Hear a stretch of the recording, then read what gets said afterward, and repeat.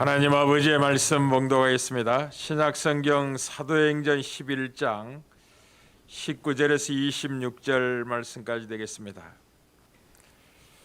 사도행전 11장 19절에서 26절 말씀입니다.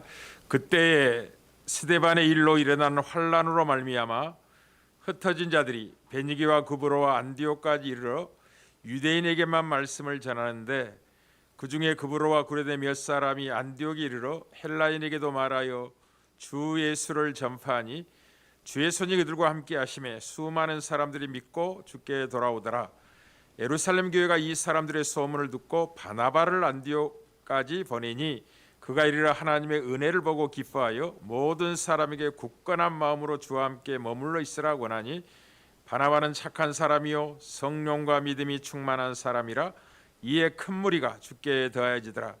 바나바가 사울을 찾으러 다소에 가서 만남에 안디옥에 데리고 와서 둘이 교회에 1년간 모여 있어 큰 무리를 가르쳤고 제자들이 안디옥에서 비로소 그리스도인이라 일컬음을 받게 되었더라. 아멘. 오늘은 탄자니아에서 보내온 짧은 영상을 먼저 잠깐 보도록 하겠습니다. 탄자니아 대통령이 지난주에 이제 생을 달리했습니다. 심장 질환으로 죽었다는 결론에 이르렀지만 처음에는 코로나19에 의해서 사망한 거 아닌가 해서 모든 탄자니아 사람들이 집에 머물러 있으라 명을 받고 움직임이 없었다고 그렇게 연락이 왔었습니다. 잠깐 한번 보겠습니다.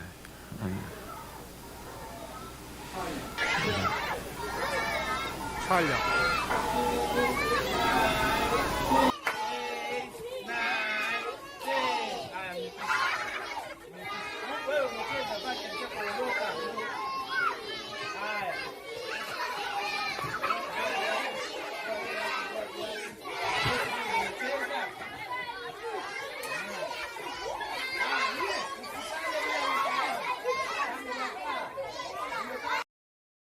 영상에 나온 이 탄자니아 어린아이들은 이제 김종수 선교사 부부가 고난을 통해서 낳은 아이들이고 지금 교육하고 있는 어린 생명들입니다.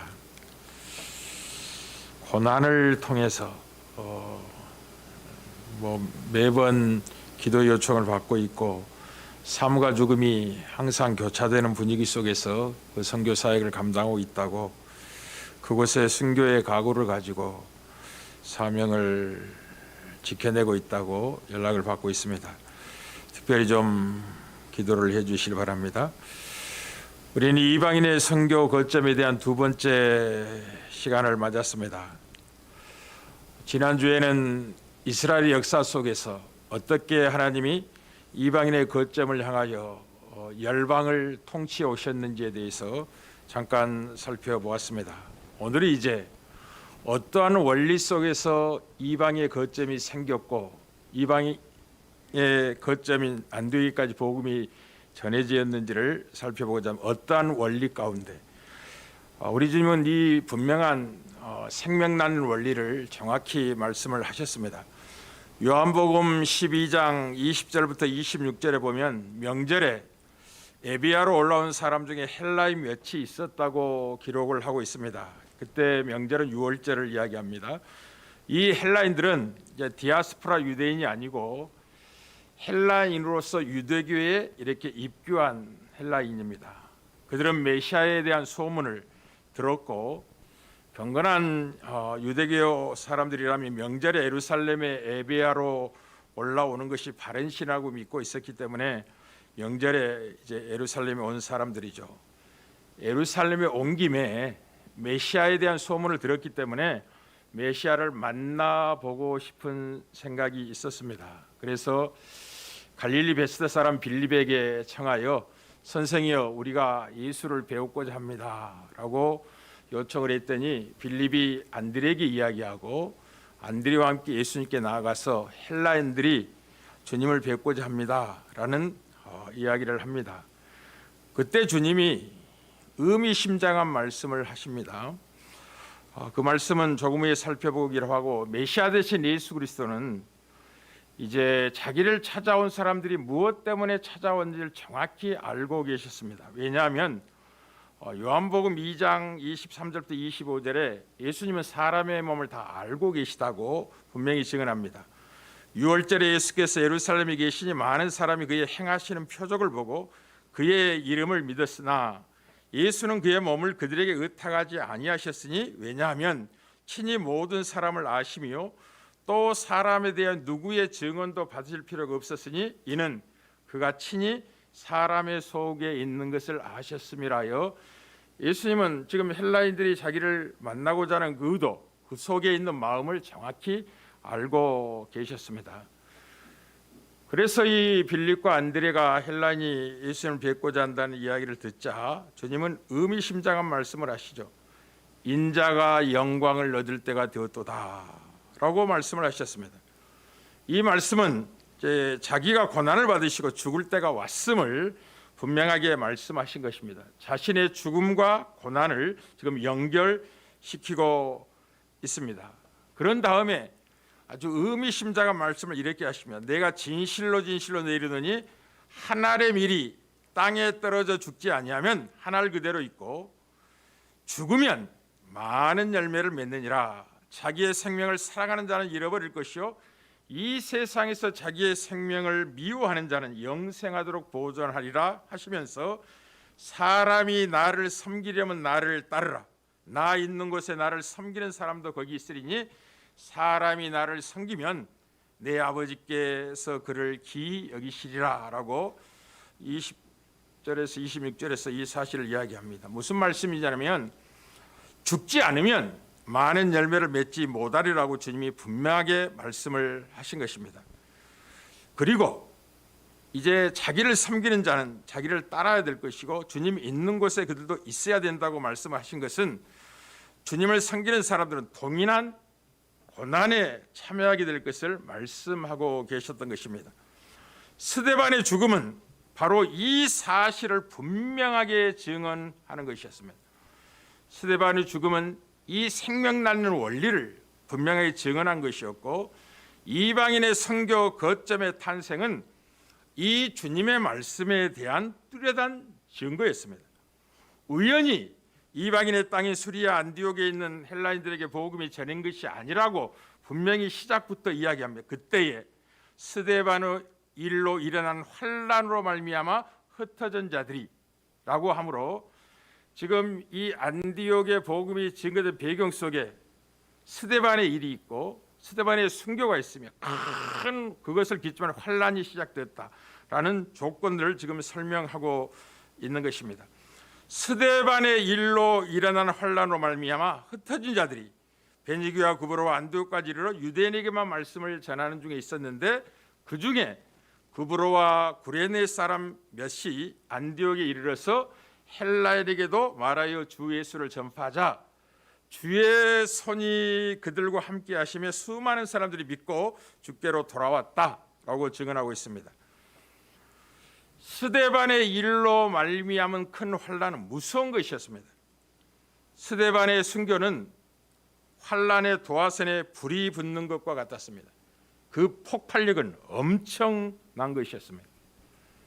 사도들 외에는 아무도 예루살렘에 거할 수 없었고 모두가 생존을 위해서 도망가듯이 흩어져야만 할 큰 환란이었습니다. 우리는 사도행전 8장 1절에 3절에 이 사실을 분명히 증언하며 사울은 그가 죽임당함을 마땅히 여기더라. 그는 스데반입니다. 그날에 예루살렘에 있는 교회에 큰 박해가 있어 사도 외에는 다 유대와 사마리아 모든 땅으로 흩어지니라. 경건한 사람들이 스데반을 장사하고 이하여 크게 울더라. 사울이 교회를 전멸할세 각 집에 들어가 남녀를 끌어다가 옥에 넘기니라 하여 지금 예루살렘에 임한 그 환란이 큰 환란이 임한 것인데 무시무시한 공포 속에 지금 분위기가 형성되고 있음을 분명히 하고 있습니다. 그런 조건이 무엇을 만들어내고 있느냐? 뜻밖에도 이방의 안디옥에 복음이 전파되는 놀라운 계기가 되었다라고 설명합니다. 오늘은 이제 하나님께서 복음 증가자들의 고난을 단순히 허락하시는지 아니면 복음 증거자들의 복음 증거의 현장에 고난이 필수적으로 있어야 하는 하나님의 정하신 계획이고 뜻인지를 분명히 확인하고자 합니다. 우리 주님은 이 의미를 정확히 이미 헬라인들이 자기에게 찾아오자 말씀을 하셨습니다. 한 알의 밀이 땅에 떨어져 죽지 않으면 한 알 그대로 있겠지만 죽으면 많은 열매를 맺으리라고 하여 반드시 복음 증거의 현장에 죽음이라고 설명되어 있는 고난이 필수적으로 있을 수밖에 없는 것이 하나님의 계획이고 뜻이다라고 분명히 하고 있습니다. 우리는 앞으로 이제 사도가 될 바울은 고난을 빌립보 교인들에게 하나님의 선물이요 특권이라고 묘사하고 있습니다. 빌립보서 1장 29절입니다. 그리스도를 위하여 너희에게 은혜를 주신 것은 다만 그를 믿을 뿐만 아니라 또한 그를 위하여 고난도 받게 하심이라 하여 그리스도를 위하여 고난받는 것은 믿는 자의 특권이며 하나님이 주신 선물인 것을 분명히 확인시킵니다. 그리고 유대인의 사도인 베드로도 이제 베드로 서신을 통해서 고난은 복음 증거자들에게 의하여 선을 행하는 자들에게 필수적인 하나님의 뜻이라는 사실을 두 번이나 강조를 합니다. 베드로 3장 17절입니다. 선을 행함으로 고난받는 것이 하나님의 뜻일진데 라고 분명히 하고 4장 19절에도 그러므로 하나님의 뜻대로 고난을 받는 자들은 또한 선을 행하는 가운데 그 영혼을 미쁘신 창조주께 의탁할지어다 라고 하여 그 고난이 죽음의 자리까지 이를 수 있는 고난인 것을 분명히 합니다. 우리 주 예수 그리스도께서 마지막 십자가의 고난 속에서 자신의 영을 창조주 하나님께 부탁하죠. 아버지여 내 영혼을 받으시옵소서. 스데반도 마지막 죽을 때 주 예수여 내 영혼을 당신께 부탁하나이다 하고 운명을 하듯이 이 고난은 죽음을 향하여 가는 죽음을 목적하고 있다라고 분명히 확인을 시키고 있고 그런 조건 속에서 생명이 잉태되고 복음이 확산될 것을 분명히 하고 있습니다. 그래서 복음 증거는 쉽지 않은 것입니다. 죽음을 두려워하지 않는 자들이 일선에 서는 것입니다. 부활 생명으로 충만한 자, 이미 죽음을 극복한 죽음의 권세에 매여 종들한 삶에서 탈출하여 부활 생명으로 충만한 성령 충만한 사람들이 복음을 전하는 예수 증인의 삶을 살게 되는 거지 죽음을 두려워하는 자는 결단코 이 사명의 자리에 서지 못할 것입니다.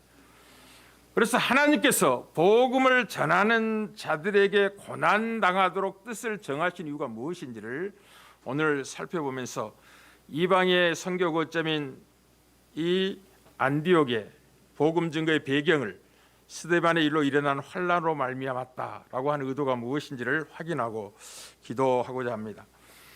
물론 하나님께서는 오늘이라도 사단을 무정에 던져 넣을 수 있는 분입니다. 사단이 교회에 가하는 음부의 권세가 압박하는 테러와 같은 이 무시무시한 고난을 하나님은 지금이라도 당장 끝내게 할 수 있습니다. 그럼에도 불구하고 하나님께서 복음 전파가 풍파와 고난을 거쳐 전진되기를 원하신 뜻이 무엇인가? 그 이유를 성경에서 여러 곳에서 분명히 증언합니다. 가장 우선에서는 그 복음을 전하는 자들이 더 깊은 믿음과 더 거룩함으로 하나님을 의지하도록 은혜를 주신 수단이 고난이다라고 이야기합니다. 사도 바울이 그렇게 고백하죠. 우리가 아시아에서 당한 환난을 너희가 알지 못하기를 원하지 아니하는데 우리가 사형 선고를 받은 것과 같은 죽음에 넘겨지는 순간을 수없이 만났다는 거죠. 그렇게 한 이유가 무엇이냐? 자기를 의지하지 말고 오직 죽은 자를 다시 살리신 하나님만 의지하게 하시려고 더욱더 깊은 믿음으로 하나님을 붙잡고 더욱더 거룩함으로 자기들의 힘의 능력이 아니라 하나님께 함께할 일이 이루어지는 사실을 분명히 확인하게 하려고 그렇게 고난의 현실을 주셨다라고 증언합니다. 두 번째는 성경은 여러 곳에서 고난이 우리에게 영광의 잔을 배가시킨다고 누누이 강조합니다. 잠시 받는 고난은 장차 나타날 영광과 비교할 수 없다고. 그래서 지금이라는 현실 속에 맞는 고난은 장차 우리가 누리게 될 영광의 잔을 키우고 있고 풍성케 하는 기회고 선물이라고 분명히 합니다.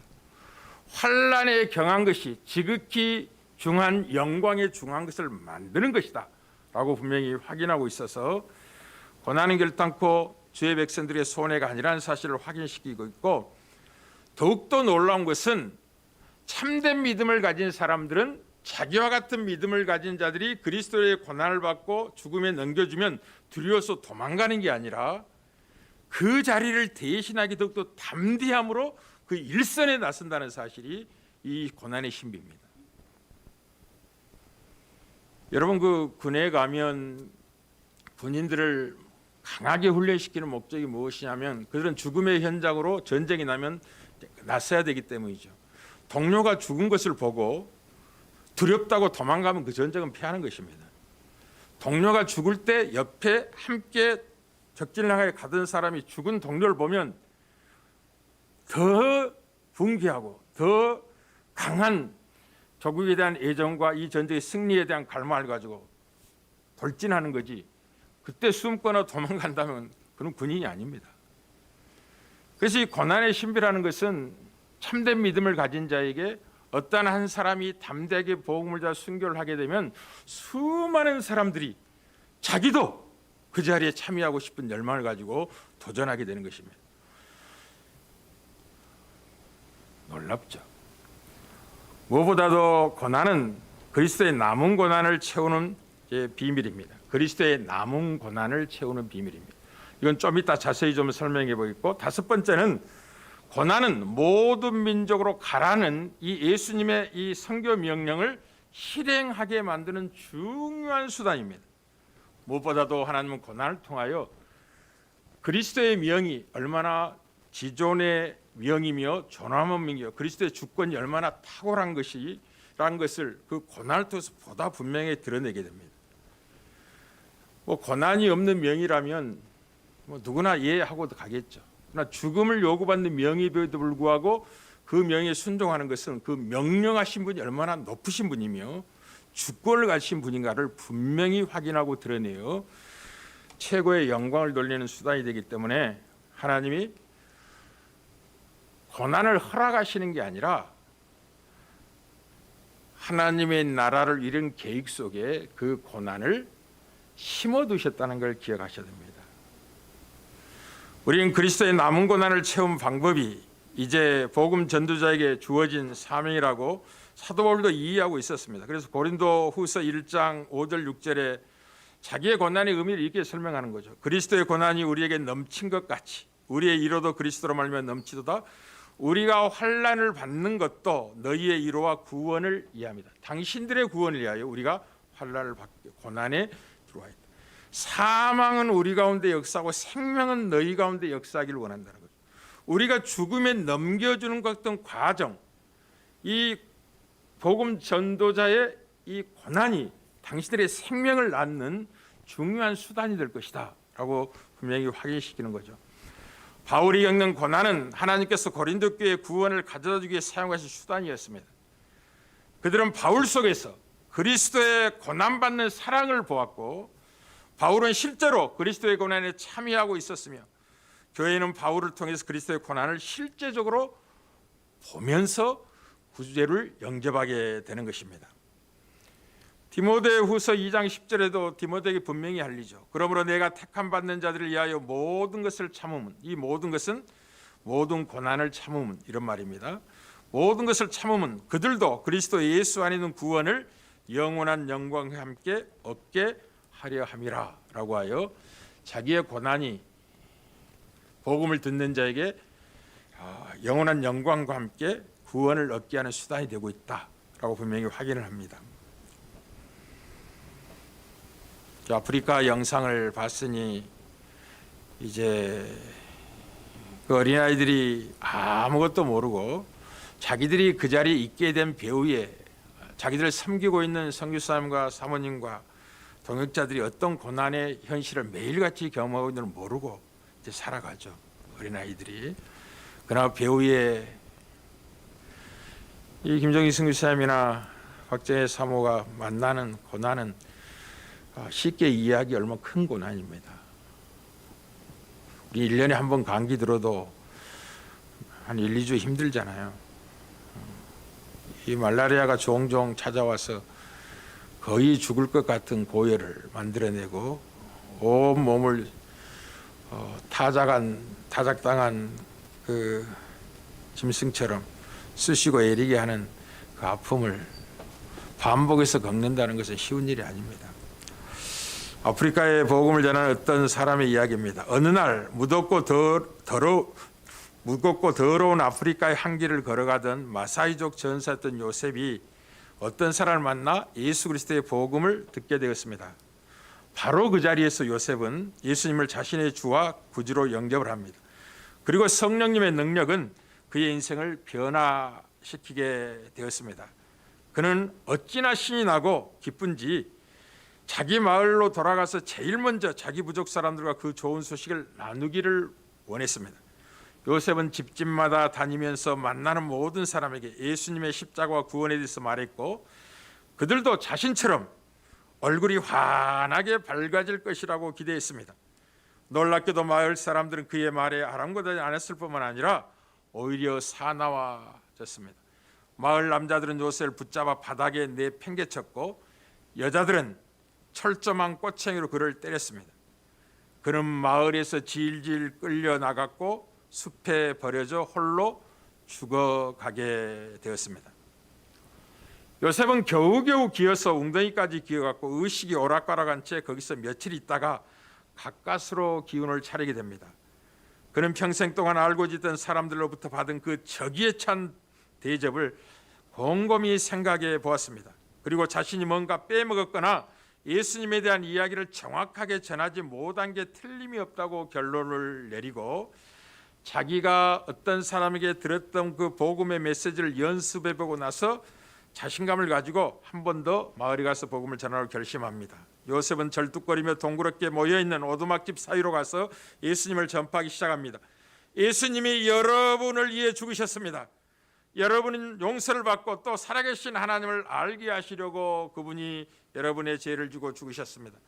그는 강곡하기 전했습니다. 다시 그가 마을 사람들에게 붙잡혀 꼼짝 못하고 있는 동안 여자들은 다시 그를 때리기 시작했고, 이제 막 아물기 시작한 상처가 다시 도지고 말았습니다. 다시 한번 그들은 의식을 잃은 그를 마을에서 끌어내어 죽음의 광야 같은 황량에서 내버리고 돌아갔습니다. 처음에 매를 맞아 살아난 것은 참으로 놀라운 일이었다고 고백을 하고, 두 번째 물매를 맞고도 살아나면 그것은 기적이었다고 고백합니다. 다시 며칠 후 온몸이 멍이 들고 상처투세인 요셉은 황야에서 다시 돌아가기로 작정을 합니다. 그는 그 작은 동네로 돌아갔지만 이번에는 그가 입을 열기도 전에 그들이 공격해 왔습니다. 세 번째, 아니 마지막으로 그는 맞으면서도 다시 예수 그리스도 주님에 대해서 말해 주었습니다. 정신을 잃기 전에 그가 마지막으로 본 것은 자기를 때리고 있던 여자들이 울고 있는 모습이었다고 고백합니다. 이번에는 침대에서 그는 잠이 깼습니다. 자기를 그렇게 심하게 때렸던 사람들이 이제는 극진히 자기를 간호하고 그의 목숨을 구해주려고 애를 썼습니다. 그리고 온 마을이 그리스도께로 나왔다고 고백합니다.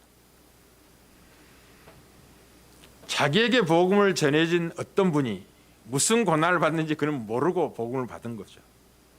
그리고 자기도 이제 그렇게 단순하게 복음을 전하면 쉽게 복음을 받아들일까 생각을 했지만, 그 엄청난 고난의 여정이 지난 후에서야 마을 사람들이 그리스도께 나오게 됐다라고 고백을 합니다.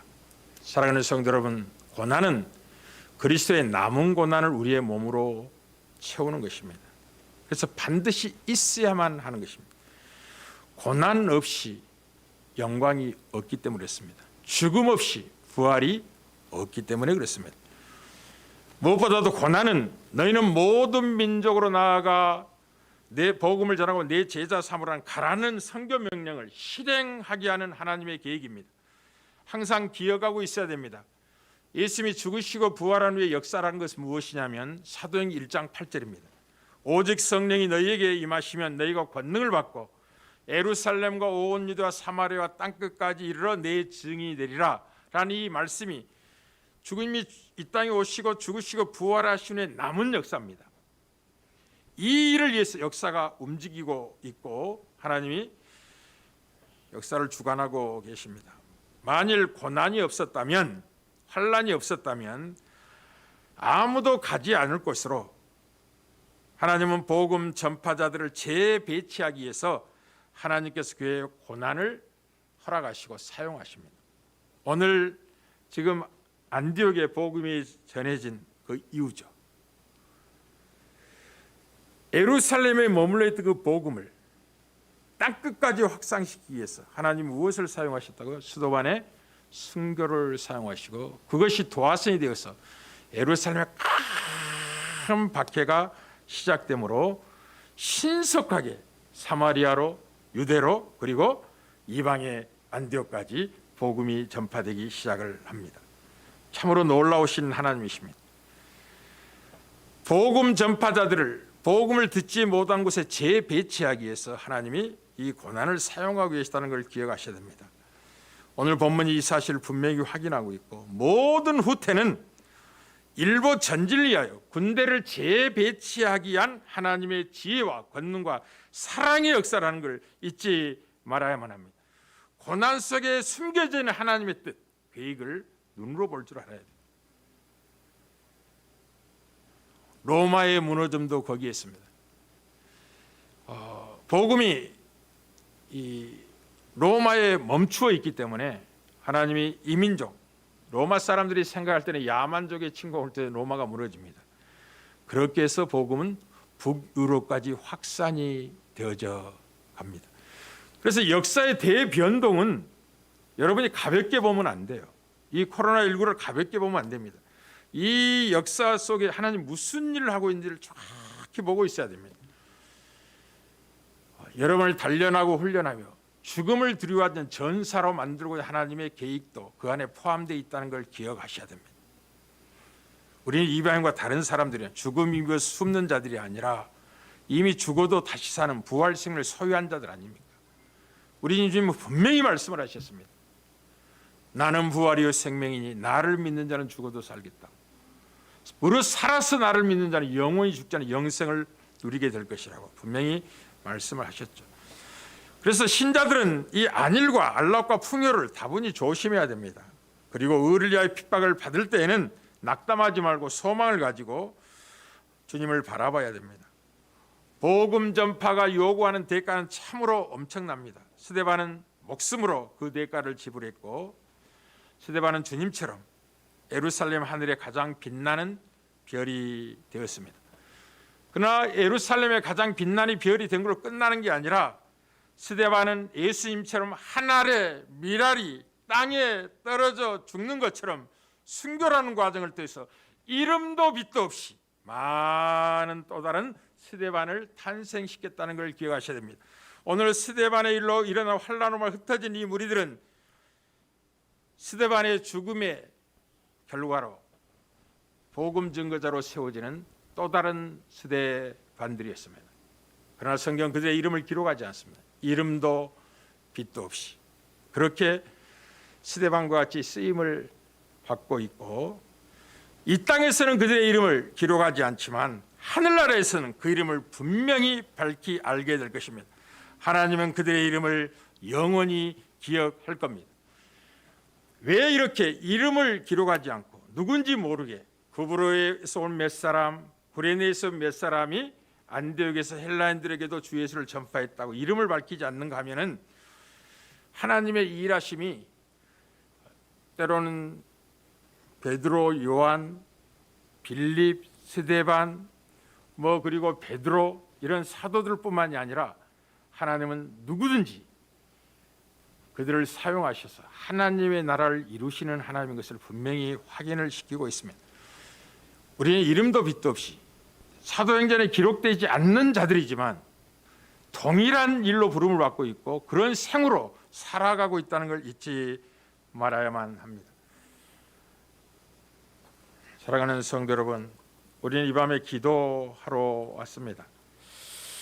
기도라는 것은 이제 이 복음 전파에 현장에 나가기 위해 준비된 모든 사람들이 기도의 사람들이고, 가지는 못하지만 기도로 후원할 수 있으며 기도로 함께 그 현장에 참여하는 은혜를 잊게 될 겁니다. 기도는 전쟁을 위한 전략 무기입니다. 기도는 본보와의 통신 수단이며 이를 통해 하나님의 뜻을 따라서 전투 무기가 배치될 법 물자가 공급됩니다. 여러분 탄자니아의 그 어린아이들의 그 모습을 잠깐 봤습니다. 그 물자들이 다 고국에서 한국에서 가죠. 그들의 필요가. 어떻게 하나님 그렇게 하실까요? 그곳에 기도하는 사람이 있고 또 그 선교 현장을 기도하는 사람들이 있기 때문에 그렇습니다. 우리가 기도하잖아요. 그곳에 필요한 물자를 우리의 역량 안에서 공급하고 있고 함께하고 있는 거죠. 기도를 통해서 하나님이 그렇게 전략 물자, 전쟁에 필요한 물자들을 공급하고 기도는 전시 임무 완수에 필요한 하나님의 지혜의 산물입니다. 복음 전파 사역은 전쟁과 같은 것입니다. 그리고 여러분이 하나님의 뜻대로 살아야 될 인생 자체가 영적 전쟁이라는 걸 기도하셔야 됩니다. 그래서 항상 깨어 있어야 됩니다. 성경은 깨어 있으라고 말할 때 반드시 깨어 기도해야 된다고 이야기하고 있습니다. 기도하지 않고 깨어 있을 수는 없는 것입니다. 기도가 깨어 있는 유일한 길입니다. 하나님과 그 생명의 연결 속에서 하나님의 뜻을 분별하고 내가 이 시대에 해야 될 책임을 발견하며 감당할 힘을 공급받아 복된 삶을 살게 되는 놀라운 비밀이죠.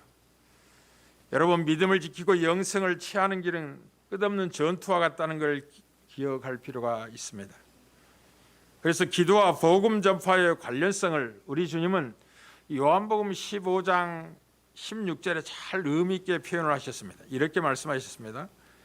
너희가 나를 택한 것이 아니요 내가 너희를 택하여 세웠나니 이는 너희로 가서 과실을 맺게 하고 또 너희 과실이 항상 있게 하여 내 이름으로 아버지께 무엇을 구하든지 다 받게 하려 함이라. 놀라운 표현이죠. 택함과 과실을 맺음과 기도를 지금 연결시키고 있는 걸 보게 됩니다. 굉장히 중요한 표현입니다. 왜 아버지 하나님은 예수님의 제자들이 예수의 이름으로 구하는 것을 그들에게 주시는가 하면은 그것은 과실을 맺으라고 그들이 보냄을 받고 있기 때문에 그렇습니다. 아버지가 제자들에게 기도라는 도구를 주신 이유도 마찬가지입니다. 예수님께서 그들에게 사명을 주셨기 때문에 기도라는 수단을 아버지께서 허락하신 겁니다. 보다 중요한 것은 예수님께서 제자들에게 사명을 주신 이유가 무엇이냐면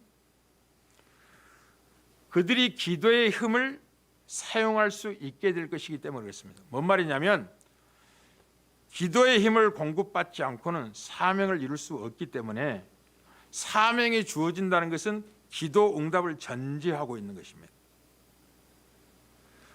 만약 사명을 주면서도 기도라는 응답의 수단을 하나님이 허락하지 않는다면 사명 자체가 성립될 수도 없을 뿐만 아니라 사명을 이룰 수 있는 길이 없습니다. 반드시 사명은 열매로 결실로 완성으로 나타나야 되기 때문에 그것을 위해서 하나님이 무한한 지혜 속에 기도라는 수단을 우리에게 허락하신 겁니다. 기도하면 사명을 이루게 될 겁니다. 그러나 기도가 힘을 잃어버리면 기도의 힘을 사용할 수 없다면 사명도 무료가 되고 말 것입니다. 그래서 주님이 택함과 열매 맺음과 그리고 기도를 연결을 시키고 있는 것을 보게 됩니다. 하나님께서는 기도를 고안하셔서 우리에게 복음 전파에 쓰라고 주셨습니다. 복음을 전하는 데 쓰라고 기도를 주신 겁니다.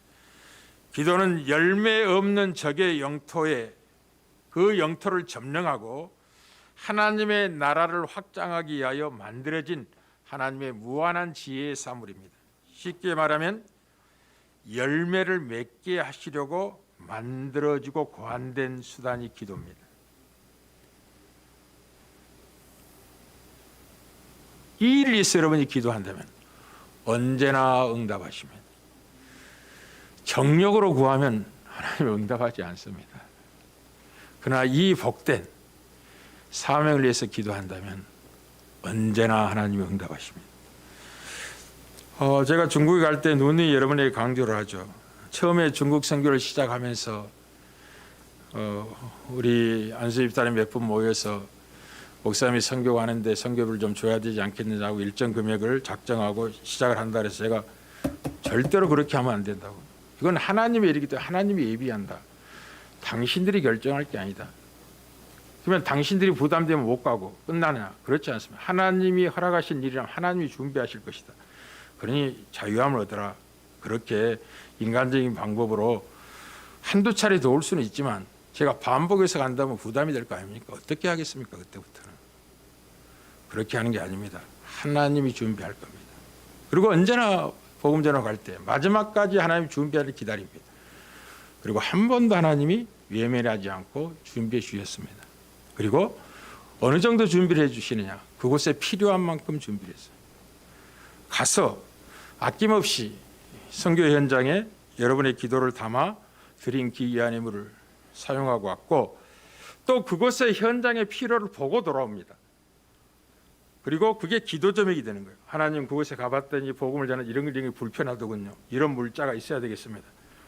이것은 저와 우리 교회 성도들이 감당했으면 좋겠습니다. 우리가 감당할 수 없다면 다른 손길을 들고서 채워주시면 좋겠습니다. 기도합니다. 그러면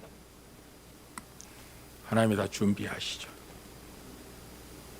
기도는 그렇게 사용하라고 주신 것이기 때문에 그렇습니다.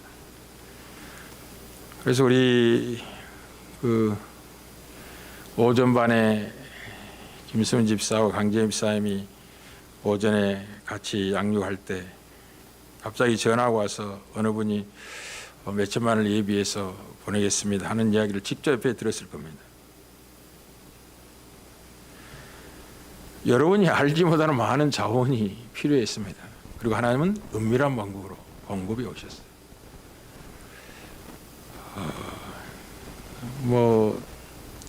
차량이 필요했을 때는 기도했죠. 뜻밖의 연락이 오고 차량에 필요한 물자를 부부가 현금으로 우리 교회 가져와 저에게 맡겼습니다. 그렇게 사용했습니다. 그렇게 주의 일은 이루어지는 거예요. 기도가 있으면 기도. 그래 기도하셔야 됩니다. 할렐루야. 생명이 필요한 죽음이 필요한 복음의 현장에 기도라는 수단을 두셔서 하나님의 나라를 이루고 계신 하나님을 기억할 필요가 있겠습니다. 오늘은 어떻게 이방의 안디옥에 복음이 전파되었는지 그게 고난과 어떤 의미를 갖고 있는지를 확인을 했습니다. 다음 주에는 이제 이 이방의 선교 현장을 굳게 세우기에 하나님이 무슨 일을 하셨는지를 살피고 마침내 제자들이 그리스도 이름이라고 일컬어 받은 의미가 무엇인지를 확인하도록 하겠습니다.